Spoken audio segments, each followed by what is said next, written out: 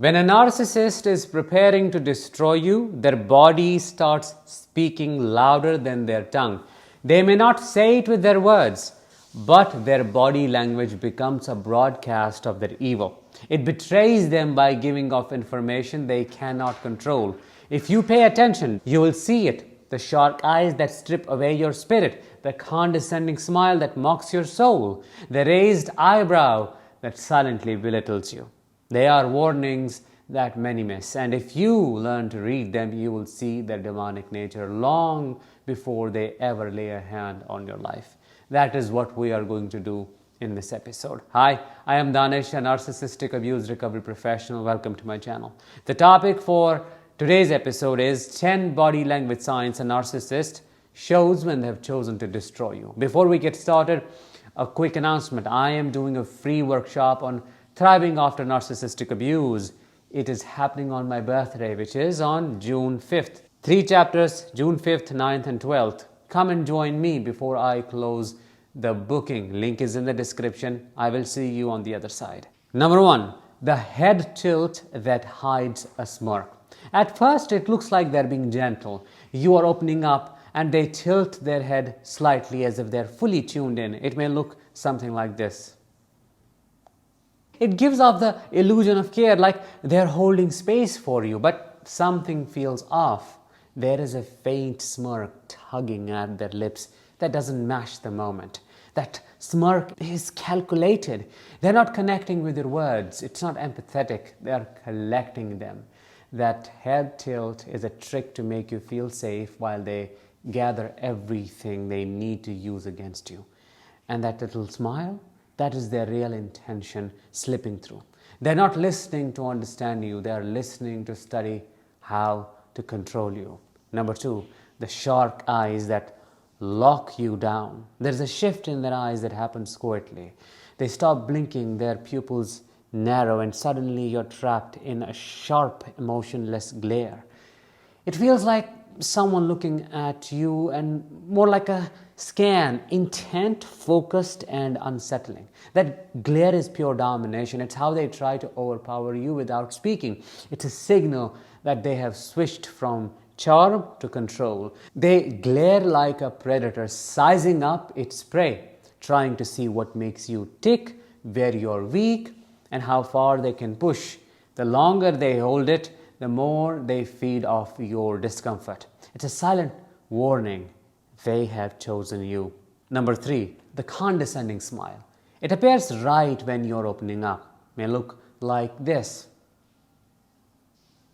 Maybe you're proud of something, or you're sharing something really close to your heart, and then it happens. Their lips curl into a slow, smug smile. It makes you feel small without a single word being spoken. That smile is meant to humiliate you quietly. It tells you they do not take you seriously or approve of you. It tells you they're above you and that your feelings are a joke to them. It's not just dismissive, it's cruel in a quiet and a polished way. They want you to feel silly for being real. And the worst part is they'll act like they did nothing wrong while you sit there questioning yourself. Am I a fool? Number 4, the fake laugh that does not touch their eyes. It comes out of nowhere. You say something light or awkward or even a little serious, and they let out a laugh that sounds just a bit too forced. It is sharp, quick, and practiced. Then you look at their eyes, and they're completely flat. This laugh is a tactic to throw you off or to create false intimacy. Sometimes it's used to mock you while pretending they're being playful. Other times, it's a cover, meant to distract you from the tension they just created. Either way, the eyes give it away. It's a rehearsed response from someone who is not laughing with you. No, they're laughing at you, or worse, using it to disarm you. Sign number 5, the slow lean in. They start leaning towards you slowly, carefully, invading your personal space inch by inch. It feels intentional because it is intentional. They're testing your boundaries and seeing how close they can get before you become uncomfortable. This is about power and dominance. They are quietly pushing your limits, making you shrink, and seeing if you will allow them that physical control. The lean in is their silent way of saying they own the moment, and If possible, you too. Sign number 6, the side-eye glance of secret contempt. You're sharing something genuine or meaningful and suddenly you notice them glance sideways. It's quick, dismissive, and unmistakably condescending. That side-eye glance carries hidden contempt. It quietly tells you that they do not respect your words, feelings, or your presence. They do not openly criticize or interrupt you. Instead, they use a subtle judgment look to diminish you silently. But the message is clear. They think less of you and want you to feel it without openly admitting it. Number 7, the tight jaw you were meant to miss. It happens in a flash. You say something that touches a nerve, and they do not want to act out. Maybe you express confidence, set a boundary, or call something out, and their jaw tightens like this. The rest of their face stays calm, but their jaw ever so tightly. Most people would miss it, but your body picks it up. You feel the shift. That tight jaw is not tension from stress. It is restrained rage. It is the narcissist holding back the reaction. They won't show it fully yet. They'll smile, they'll nod, but their jaw tells the truth. It is their mask cracking for just a second, revealing the anger and control issues hiding underneath their calm facade. Number 8, the stillness that feels like surveillance. They sit motionless, eyes fixed, posture locked, no blinking, no fidgeting, no natural flow. It is the kind of stillness that makes the air feel heavy. Their body becomes a camera recording you frame by frame. Every word you say, every shift in your tone, every flicker of emotion on your face, it's all being mentally filed. This is how they study you. They do not interrupt. They do not react. They simply collect.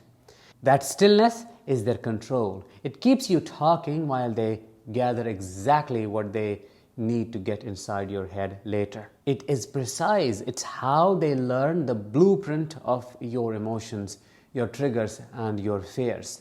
Sign number 9, the smile that comes too late. You're opening up, saying something real, and they are trying to be fake. Just when the moment hangs in the air, they smile.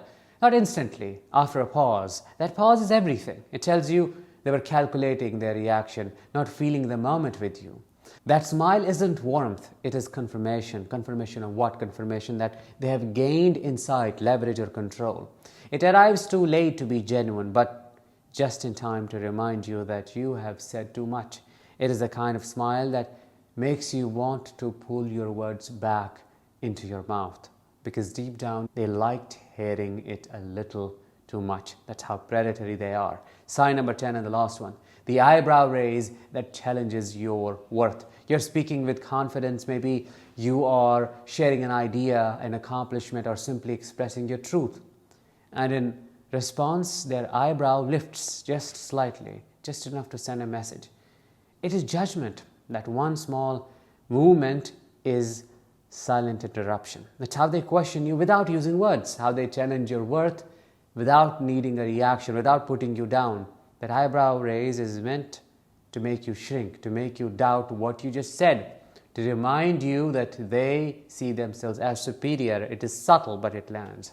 You feel it in your chest, you feel it in your voice as it wavers, and that's exactly what they want, to make you feel like you have stepped out of line for simply owning your space. Narcissists may have 1,000 faces, 1,000 tones, 1,000 manipulative words, but their body will always give them away. The way they stare too long, the way they hold their jaw, the way they test your energy by how close they sit or how still they go when you speak. They study you before they speak to you. They plan before they pursue, and their body, when you know what to look for, tells you everything about their intentions. When it happens, you're noticing patterns your body picks up before your mind understands, because your gut is your second brain. That's your protection. That's your gift. Because once you learn to read their body language, you do not need to wait for the betrayal. You do not need to know all the red flags. You do not need to go through love bombing, feel the discard to know what's coming. You can walk away while they are still preparing their performance. Let me know in the comments if this resonated with you. With that, let's bring this episode to an end. Thank you so much for watching and listening. I will talk to you in the next one. Until then, as always, let the healing begin and continue.